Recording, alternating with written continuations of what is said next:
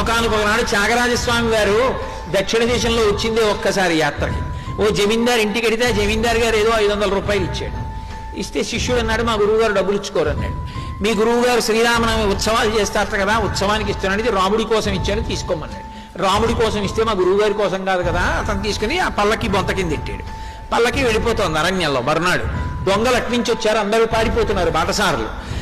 ఈ పల్లకి మోస్తుండగా శిష్యుడు అన్నాడు, గురువుగారు మనం కూడా వెనక్కి వెళ్ళిపోదాం అన్నాడు. ఎందుకురా మన దగ్గర ఏముందని, వాళ్ళు వస్తే మాత్రం ఏం పుచ్చుకుంటారు, పో ముందుకన్నాడు. అంటే ఆయన నసిగాడు. ఎందుకు నసుగుతున్నావు అన్నారు. నిన్నటి రోజున జమీందారు గారు 500 ఇచ్చారండి, తీసుకున్నానన్నాడు. ఎందుకు తీసుకున్నావు అన్నారు. మీకోసం అని తీసుకోలేదు, రామనవమి ఉత్సవాలకి రాముడి కోసం తీసుకున్నానన్నారు. ఎక్కడ పెట్టామన్నారు. మీరు కూర్చున్న పల్లకీలో మీ బొంత కిందే ఉందన్నాడు.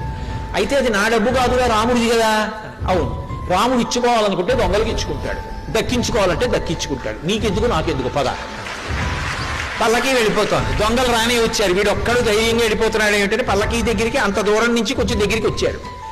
వెంటనే ఆజానబాహుం అరవింద దళాయతాక్షం, ఆయన పెద్ద పెద్ద కళ్ళతోటి రామలక్ష్మణులు ఇద్దరు కోదండాలు పట్టుకుని కనపడ్డారు. ఎలా? ఆకర్ణాంతము బాణాన్ని లాగి పట్టుకుని ఉన్నారు. వాళ్ళిద్దరూ వెనక్కి తిరిగి పరిగెడుతున్నారు, వీళ్ళిద్దరూ తరుగుతున్నారు.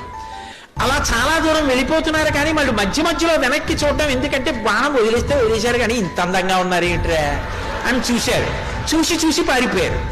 మర్నాడు పొద్దున్న త్యాగరాజస్వామి అలాగో ఆలస్యం అయిపోయింది, ఈ చెట్టు కింద పడుకున్నాను రా అని చెట్టు కింద పడుకుని అనుష్ఠానం చేసుకుంటున్నారు. ఆ దొంగలిద్దరు మళ్ళీ వచ్చారు.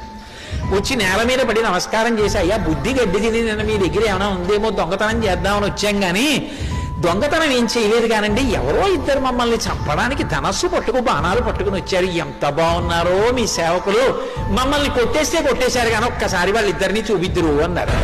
త్యాగరాజస్వామి దొంగల పాదాల మీద పడ్డారు. రే మీరు అదృష్టవంతులు రా, మీకు దర్శనం అయింది, నాకు అవలేదురా. ఇంకా తన భక్తుడిని నమ్ముకున్న వాడిని రక్షించడానికి అంత కిందకు వచ్చేస్తాడు ఆయన. అందుకే వీరరాఘవ విజయరాఘవ